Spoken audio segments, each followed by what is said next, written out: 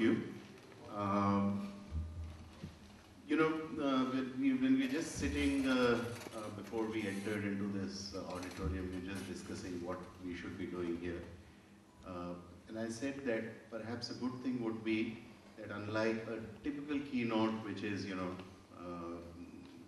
40 minutes of the 45 minutes time, which is usually available for that, we will make it more interactive. So what I'm going to do is, I'm just going to talk for maybe about 5 minutes, 10 minutes, or somewhere in that sort of a range. And then after that, I would like that we actually have a chat, okay? Because you would be having specific queries, questions about entrepreneurship, what's happening in India, what are the opportunities, which way are we going, and so on.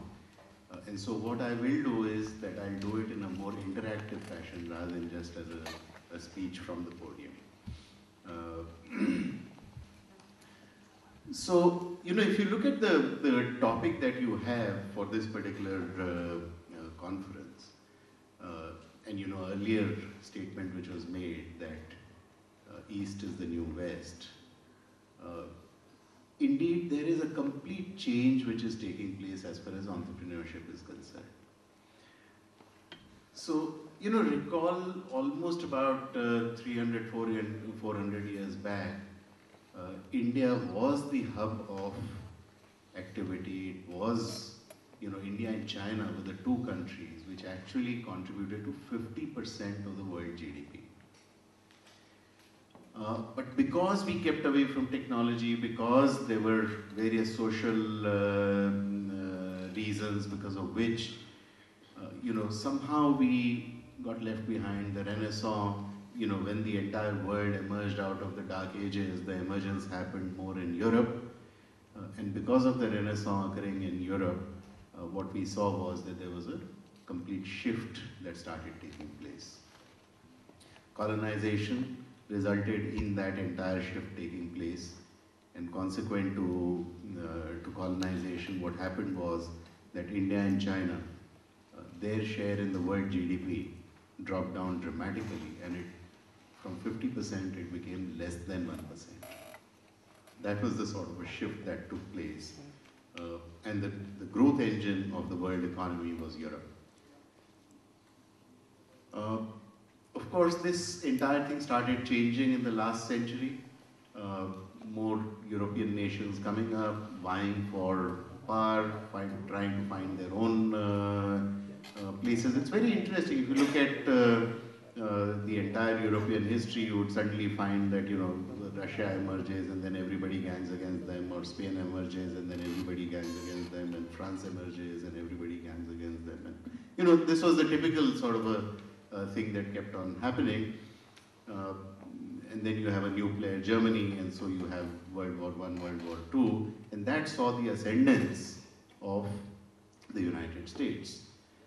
And once again, a shift in the world economy took place, where the balance shifted from Europe, it shifted to the US.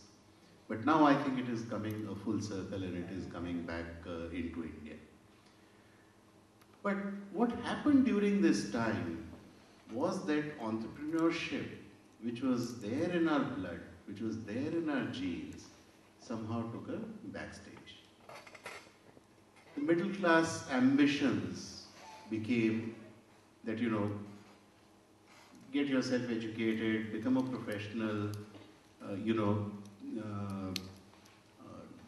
business became a dirty word. It was done by few families. It's sort of getting sidetracked. It moved away from the main mindset. The reason for that was that in a colonial situation, the only way to rise up was to become a babu, right? And therefore, or become a professional. And that is the reason why, post-independence, if you look at the middle class, the ambition was that children should become a doctor or they should become an engineer. Okay, and perhaps then a lawyer and so on. Okay, so it's not that the whole world was sick and so you needed doctors, and it is not that the whole world was a machine and therefore you needed engineers. But it was essentially that was the way by which you could move up the social ladder, right? that's why, in the 60s, the first preference that every family would have is that son must get into government service, right? Because that was the way to move up the social ladder. But that started changing. Opportunities started coming up. Probably opportunities were shown to us by our own brethren who went to the United States, succeeded very well, started becoming entrepreneurs. And so the first set of people were these international entrepreneurs, success stories that started getting created. And suddenly, the guy sitting in India says, hey, my batchmate, he's doing so well, why can't I also do it? After all, my JEE score was better than him, right? And so consequently, what would happen is that here also a few people started taking those bold steps and started becoming entrepreneurs. And the moment liberalization happened, at that time, all these entrepreneurs who in the 1980s, and most of them, by the way, in the field of information technology, because that was a new upcoming area. Not many people knew, the government did not know what this sector was about, so it was largely left unregulated, and therefore a whole lot of these people suddenly started shining when liberalization happened. And post-90, you had these Indian role models appearing on the entire scene of entrepreneurship. From mid-90 onwards, you had the entire ecosystem getting created by the formation of organizations like TiE. Various people started talking about entrepreneurship, and entrepreneurship started moving, not number 10 in a list of 10, but it started moving up. And it is this change of mindset and the tremendous opportunities that are getting created in this country, which have once again reignited, or rather have brought to the surface that DNA which was already existing in us. So it's something which is actually not new to us. And by the way, even in the interim, whatever 200, 300 years of history that I'm talking about, Indians went abroad and were successful entrepreneurs in other countries, but not within India. So it is a rediscovery that is being taken place, that same DNA is resurfacing again, and that is the one which is creating this tremendous change that we are witnessing today.